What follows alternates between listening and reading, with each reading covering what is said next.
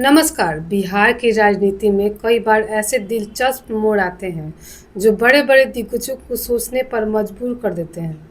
आज करेंगे बांकीपुर विधानसभा सीट के उस ऐतिहासिक उपचुनाव की जिसने एक बार फिर साबित कर दी कि चुनाव लड़ना और चुनाव लड़ाना दोनों दो अलग अलग कलाएं हैं।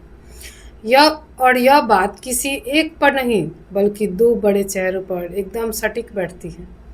जन सुराज के सूत्रधार प्रशांत किशोर और बीजेपी के गद्दावर नेता नितिन नवीन। जरा पीछे मुड़कर 2025 के बिहार विधानसभा चुनाव को याद कीजिए।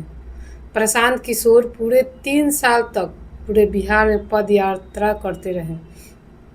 जन सुराज ने 243 सीटों पर प्रत्याशी उतारे।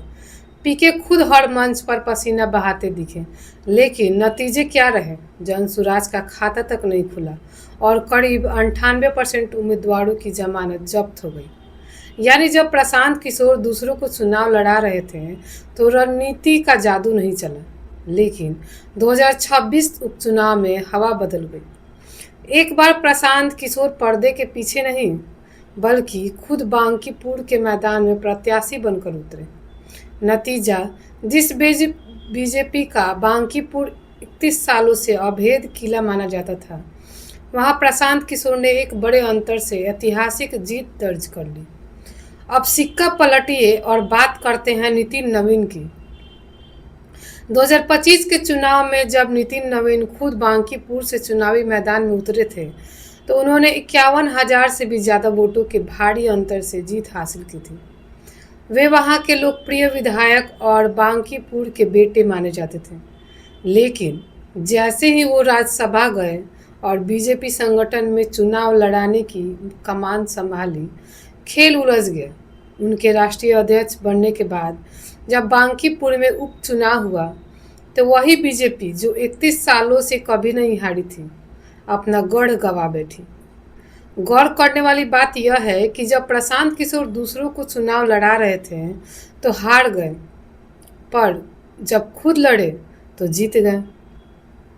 वही दूसरी तरफ नितिन नवीन जब खुद चुनाव लड़ रहे थे तो अजय थे, पर जब दूसरों को लड़ाने की बारी आई तो गढ़ हाथ से निकल गया।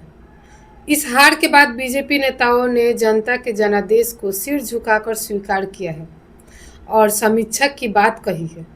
नाम के रुझान आए उसको हम सिर झुकाकर स्वीकार करते हैं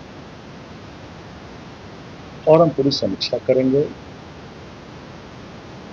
बांकीपुर के लोग हमारे हैं, हमसे अलग क्यों हुए इसकी भी हम समीक्षा करेंगे और पुनः बांकीपुर में जब से हमारी सरकार बनी है या उसके पहले हम लोगों ने वहाँ विकास किया है, अभूतपूर्व विकास हुआ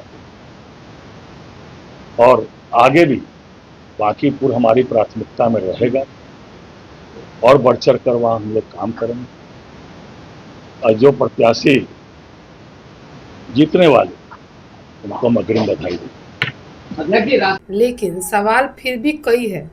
क्या बीजेपी का अति आत्मविश्वास उन्हें ले डूबा?